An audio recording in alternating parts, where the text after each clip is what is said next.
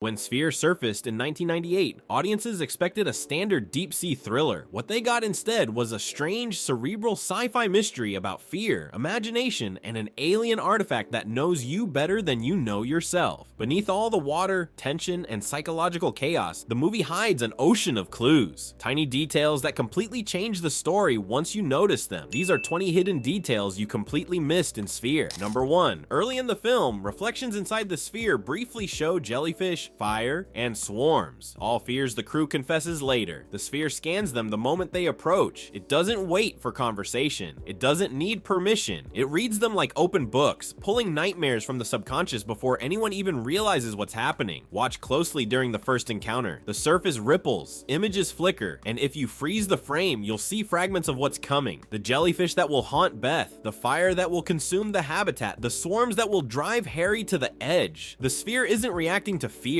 It's cataloging it, and by the time the crew starts to panic, it's already 3 steps ahead. The most terrifying part is that it all happens in silence, without a single word exchanged. Number 2. The door locks itself only after Harry falls asleep, a hint that he's already entered the sphere and begun projecting subconscious threats. It's not a malfunction, it's not coincidence, it's the first sign that Harry's mind is no longer his own. The sphere has already chosen him, and while the crew scrambles to figure out what's happening, Harry is dreaming, and his dreams are starting to bleed into reality. The locked door isn't keeping people out, it's keeping something in. A mind that's been touched by an alien intelligence and doesn't know it yet. By the time they break through, it's already too late. The damage is done, and Harry's subconscious has already started writing the rules. The key never worked because Harry's consciousness had already turned the lock from the inside. Number 3. The corridors mimic neural pathways. The central hub is the cortex, and the sphere sits exactly where the self would live. Production designers confirmed the layout was intentional, a physical manifestation of consciousness. The crew isn't just exploring a station, they're walking through the architecture of thought itself. Every hallway represents a connection, every sealed door represents a barrier, and the sphere sitting in the deepest chamber represents the core of identity. The place where fear lives, where imagination takes shape, where the line between reality and projection dissolves completely. It's not just clever set design, it's a psychological map, and once you see it, you can't unsee it. The station isn't a location, it's a metaphor, and the crew is trapped inside their own minds. Even the flooding sequences mirror synaptic misfires, thoughts drowning in panic. Number 4. Norman constantly references his cookbook as a joke, but it's actually tied to his fear of making life or death decisions under pressure. Choosing recipes is his mental escape from trauma, a psychologist who built his career analyzing others but never learned to face himself. The cookbook is safe, predictable, controllable. You follow the steps, you get the result. No ambiguity, no stakes. No one dies if you choose the wrong ingredient. But down in the habitat, Norman can't hide behind instructions. Every choice carries weight. Every decision could kill someone. And the cookbook becomes a coping mechanism, a lifeline to a world where mistakes don't matter, where fear doesn't control the outcome, where he doesn't have to be the one holding the scalpel. It's why he keeps mentioning it even when no one's listening, like a mantra against the chaos.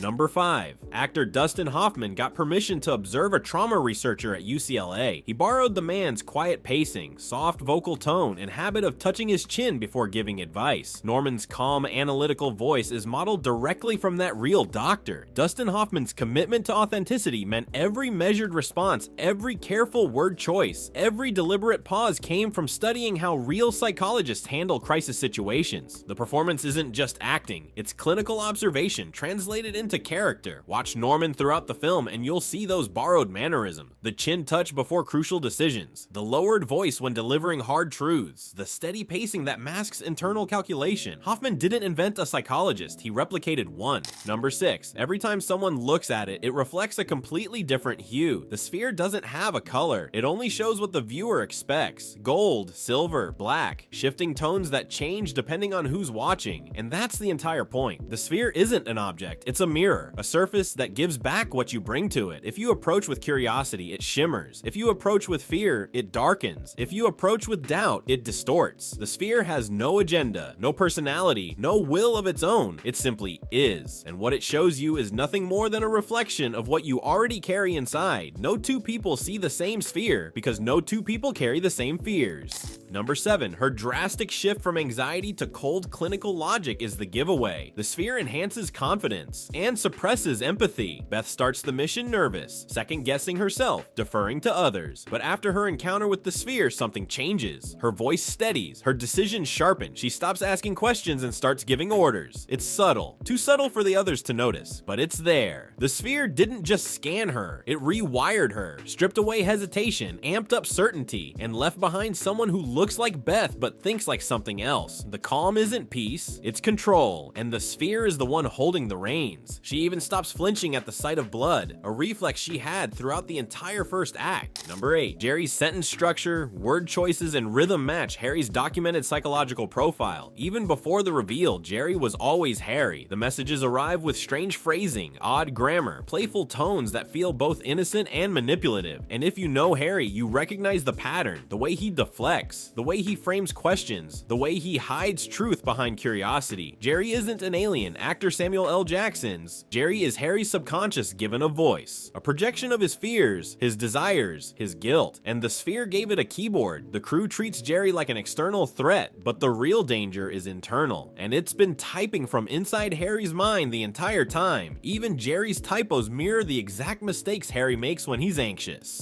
Number 9. When a character tells a lie or hides a fear, the sphere's surface makes a subtle pulsing motion, almost like an inhale. It's one of the earliest clues that the sphere isn't just reflective, it's listening. Watch Norman deny his fear. Watch Beth deflect about her past. Watch Harry claim he's fine. And in the background, the sphere ripples. Not dramatically, not obviously, but enough to notice if you're paying attention. The sphere doesn't call them out, doesn't expose them, it just breathes. A quiet acknowledgement that it knows, and that it's waiting. Because lies don't protect you from the sphere, they feed it. The rhythm of the pulse even matches the speaker's elevated heartbeat, like it's syncing to their stress. And the bigger the lie, the deeper the breath, as if the sphere is savoring the deception. Number 10. Actor Liev Schreiber approached Ted as the smartest person in the room who is terrified someone smarter will walk in. That's why Ted over-explains everything. It's a defensive reflex. He talks too much, clarifies too often, circles back to prove he knows what he's talking about. Because deep down, he's convinced he doesn't belong there, that he's been overestimated, that someone will see through him, and Schreiber plays it perfectly. Every line delivery carries that edge of insecurity masked as expertise. Ted isn't arrogant, he's desperate. Desperate to prove himself, desperate to be taken seriously, desperate to survive in a world that's already decided he's expendable, and the sphere knows it, which is why Ted doesn't last long. His constant need for validation becomes his psychological undoing. Number 11. Characters standing inches away see no change, but when someone feels fear or awe, the sphere ripples. It's measuring emotional waves, not distance. You can stand right next to it and nothing happens. You can touch it and it stays still, but the moment you feel something, really feel it, the surface responds. A shiver, a pulse, a shift in light. The sphere doesn't care about physical presence, it cares about psychological presence. And that's what makes it terrifying, because you can't hide from it by staying away. You can only hide by feeling nothing. And in a situation this tense, that's impossible. Norman tests this theory by approaching it emotionless, and the sphere remains completely inert until his fear spikes. It's a proximity detector built not for bodies, but for souls. Number 12. Right before the first major incident, every character checks a watch, computer, or clock, and they glitch simultaneously. A subtle sign the sphere is bending time, or at least perception of it. The numbers freeze, the displays flicker, and for a split second everyone notices, but no one says anything. Because what do you say? That time just stopped. That reality just hiccuped? It sounds insane, so they ignore it, move on, convince themselves it was nothing, but it wasn't nothing. It was the sphere announcing itself, not with noise, not with violence, just a quiet disruption of something everyone takes for granted, time. And once it starts bending that, everything else is already lost. The chronometers never sync properly again for the rest of the mission. Number 13. The shelves in her lab include multiple sedatives and anti-anxiety bottles. Her mental state was fragile long before the sphere amplified it. Beth wasn't chosen for this mission because she was stable. She was chosen because she was brilliant. And brilliance often comes with cracks. The pills sit in plain view, background props that tell a story no one acknowledges. She self-medicates, she manages, she functions. But she's been one bad day away from collapse for years. And the sphere doesn't create fear, it magnifies what's already there. So when Beth starts to unravel, it's not the sphere breaking her, it's the sphere revealing what was always just beneath the surface, waiting. One bottle is even half empty, suggesting she's been taking them throughout the entire descent. Number 14. When Ted tensions rise, the ocean currents get more violent. When the crew calms down, sensors show the water settling. The sphere is syncing the environment with their emotions. It's not a coincidence, it's a pattern. When Harry panics, the station shakes. When Norman spirals, the lights flicker. When Beth loses control, the pressure spikes. The sphere isn't just inside their heads, it's rewriting the world around them, turning the ocean into a projection screen, and the crew into the projectors. Every fear becomes a storm, every doubt becomes a tremor, and the line between internal and external dissolves completely. Because in the sphere's world, there is no difference. The meteorological readings become a direct graph of their collective mental state. The ocean itself has become an emotional barometer, measuring psychological pressure instead of atmospheric. Number 15. Their glowing bodies contain shapes consistent with Mandelbrot sets. They're not animals, they're projections of fear expressed as repeating math.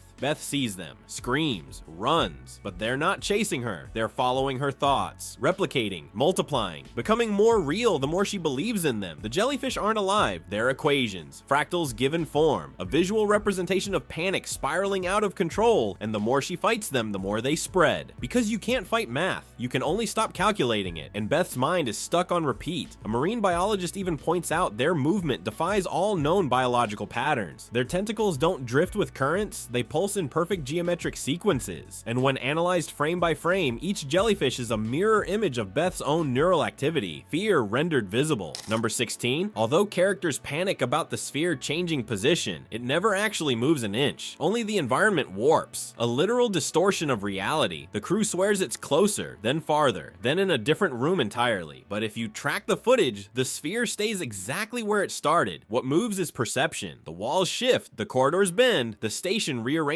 itself like a puzzle box, and the crew walks in circles thinking they're getting somewhere. It's not the sphere moving, it's their minds being rewritten, and by the time they realize it, they're already lost. Measurement tools confirm the sphere's coordinates never change, even as characters insist it does. The sphere becomes a psychological anchor point in a reality that's collapsing inward. Number 17. The glitching dots and dashes on the monitors aren't random graphics. They spell out fragmented words like fear, stop, and rising. The sphere communicates long before anyone notices, buried in static, hidden in errors. The crew dismisses it as system failure, but it's not failure, it's signal, a warning written in code, and no one's listening because they're too busy reacting to the obvious threats. The jellyfish, the flooding, the locked doors. They miss the quiet messages, the ones that could have saved them, because the sphere doesn't scream, it whispers, and you have to be paying attention to hear it. One crew member with Morse training almost catches it, but gets distracted before decoding the full message. The sphere was trying to communicate the entire time, but human arrogance mistook its language for malfunction. Number 18. When someone panics, the sphere stops reflecting their image and becomes perfectly still, like a blank mind shutting down. This indicates the sphere isn't just mirroring them, it's judging them, deciding who's worthy of reflection and who's too far gone. When Harry loses it, the sphere goes dark. When Beth spirals, the surface turns opaque. It's not a malfunction, it's a choice. The sphere doesn't waste energy on chaos, it only engages with control, with intention, with minds that can still think. And the moment you stop thinking, the sphere stops caring. You're dismissed, irrelevant, already gone. It's as if the sphere has decided you're no longer interesting enough to manipulate. The sphere seeks intelligence, not insanity, and once you cross that line, you become invisible to it. Number 19. The characters don't say we will forget, they say we choose to forget. It's a clue that the sphere didn't erase memories, they erased them themselves. It's a distinction that changes everything. The sphere didn't take their power away, it gave them a choice, and they chose to walk away, to pretend it never happened, to bury the truth and move on. But the wording is deliberate, conditional, uncertain, because choosing to forget doesn't mean the memories are gone. It just means you've decided not to look at them and the sphere is still down there, waiting in case they ever change their minds.